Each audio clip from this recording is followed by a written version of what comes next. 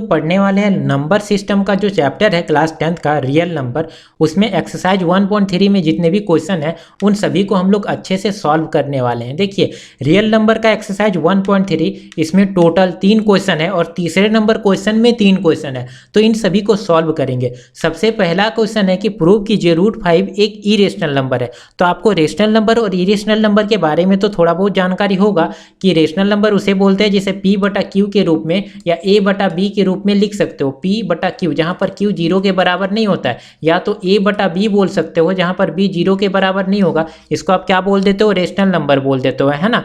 ठीक है, बात यहाँ तक तो आपको पता है। तो हम क्या करेंगे, √5 को मान लेंगे कि ये एक रेशनल नंबर है, और जब इसे रेशनल नंबर मानेंगे तो इसको A/B के रूप में भी लिख सकते हैं, मगर A/B जो है उसे एक इंटीजर बोलेंगे। अब देखिए इंटीजर क्या होता है, आपको पता होगा नंबर लाइन में इधर आप लिखते हो नेगेटिव नंबर -1 -2 -3, और इधर आप क्या लिखते हो, पॉजिटिव नंबर 1 2 3 4, और इस तरीके से ये चलते जाता है। इसमें जितने भी नंबर होते हैं इसको क्या बोल देते हो, इंटीजर बोल देते हो, है ना, जिसे आई से डिनोट करते हो आप लोग। बिल्कुल ठीक है, आपको ये सब बातें पता है। तो हम क्या बोलेंगे कि इंटीजर A/B हम अगर कर देंगे √5 के बराबर, तो उसे आप क्या बोल दोगे कि ये एक रेशनल नंबर है, जैसे हमने अज्यूम किया है। अब देखिए A और B के बीच कोई कॉमन नहीं होना चाहिए, कोई कॉमन नंबर नहीं होना चाहिए। इसका मतलब क्या मैं बोल रहा हूँ कि जैसे 2/4 मैंने लिखा, तो इन दोनों के बीच क्या कॉमन है, 2 कॉमन है, 2 से काटा जा सकता है। मगर 1/5 लिखा या 2/5 लिखा, तो इसके बीच कौन सा कॉमन है, केवल एक ही नंबर कॉमन है, 1।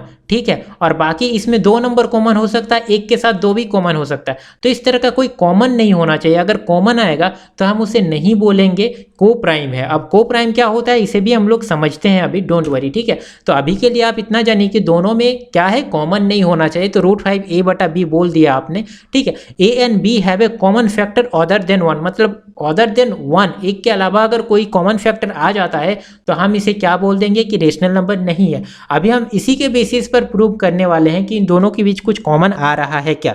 ठीक, then we have divide them by the common factor, हम उसे डिवाइड कर देंगे और हम जो भी मानेंगे A और B जो भी नंबर आएगा वो एक तरह से को प्राइम होना चाहिए। को प्राइम क्या किसे बोलते हैं, देखिए को प्राइम एक ऐसा नंबर होता है जिसके बीच कॉमन 1 होना चाहिए। जैसे 2 और 5, इसके बीच कॉमन क्या है, अगर मैं 2 और 4 लेता हूं तो इसके बीच कॉमन आपका कितना आ जाएगा, 2 आ जाएगा। मगर 2 और 5 के बीच कॉमन क्या आ जाएगा, 1 आएगा। ठीक है, तो इसके बीच 1 जिन 2 नंबर के बीच अगर कॉमन आता है तो उसे आप को प्राइम बोलते हो। ठीक, समझ रहे हो बात को। ठीक है, अब देखिए यहाँ पे A/B √5 लिख सकते हो। यहाँ पे क्रॉस मल्टीप्लाई अगर कर दोगे तो B जो है √5 के साथ मल्टीप्लाई हो जाएगा। मैं सिंपली यहाँ पे बोल रहा हूँ √5/1, नीचे कुछ नहीं तो 1 बोल सकते हो, और A/B। अब देखिए B को इसके साथ गुना कर दो, A को इसके साथ गुना कर दो, ये क्रॉस मल्टीप्लाई हो जाता है सिंपली। तो A बराबर आप क्या बोल सकते हो, B √5, वही तो यहाँ पे लिखा है हमने। ठीक है, यहाँ तक कोई दिक्कत की बात नहीं। यहाँ चलिए अब देखिए B बराबर तो आप A बराबर तो B √5 आपके पास आ गया। वहीं पे अगर इसका स्क्वायर करोगे तो A² बराबर 5 √B² आ जाएगा, है ना, 5B² आ जाएगा, रूट हट जाएगा। अब यहाँ तक हटने के बाद आप बोल सकते हो therefore A² is divisible by 5।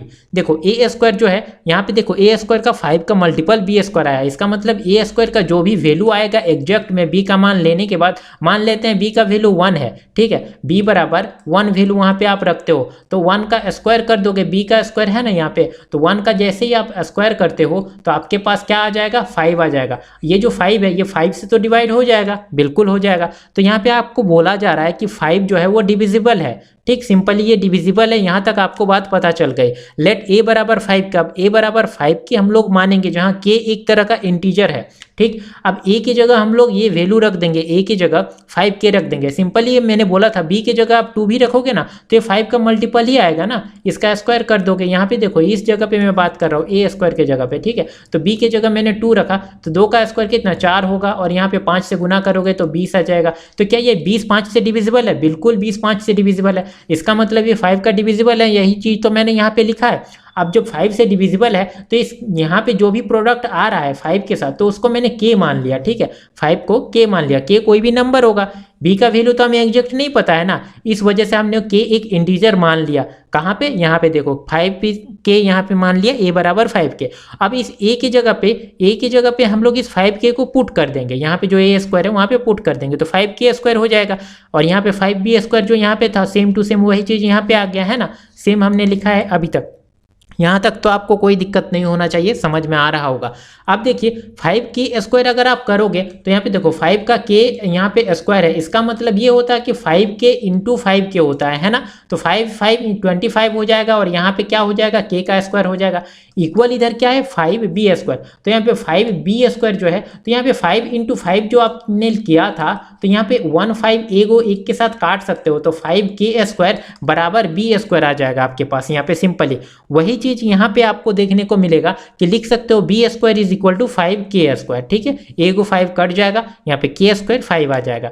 अब देखिए आप यहाँ पे देखें कि b स्क्वायर जो है 5 से डिविजिबल हो रहा है। b स्क्वायर का भी वैल्यू, a स्क्वायर का वैल्यू आपने देखा 5b स्क्वायर के बराबर आया, इसका मतलब कि 5 का मल्टीपल होगा जो भी वैल्यू यहाँ पे आएगा।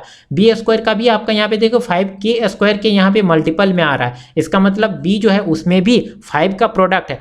a में भी आपने देखा स्क्वायर जब किया तो यहाँ पे भी 5 आ रहा है, b में भी 5 आ रहा है, इसका मतलब a और b दोनों में 5 का मल्टीपल है, 5 का कोई भी नंबर जरूर होगा, ठीक है। अब दोनों में 5 कॉमन आ रहा है तो आप इसको क्या को प्राइम बोल सकते हो। अभी मैंने कहा कि अगर कॉमन 1 के अलावा कोई अदर नंबर आएगा तो हम उसे नहीं बोलेंगे को प्राइम है, ठीक है। तो यहाँ पे ये बात तो कॉन्ट्राडिक्ट कर रही है। This means that b square is divisible by 5 and hence b is divisible by 5। अब देखिए b स्क्वायर डिविजिबल है 5 से तो b भी डिविजिबल होगा 5 से सिंपली। तो आप इसको क्या बोल सकते हो कि ये जो आपने देखा अभी, this implies that a and b have a 5 as a common factor, 5 आपका कॉमन फैक्टर निकल जा रहा है। And this is a contradict, ये कॉन्ट्राडिक्ट मतलब विरोधाभास हो रहा है, जिसे हमने को प्राइम माना और को प्राइम ये है ही नहीं। तो आप बोल सकते हो कि √5 can not be expressed as a and b के रूप में आप आसानी से नहीं लिख सकते। क्यों? क्योंकि इसके बीच 5 कॉमन आ जा रहा है, एक नंबर 5 कॉमन आ जा रहा है और इन दोनों के बीच कोई कॉमन नहीं आना चाहिए।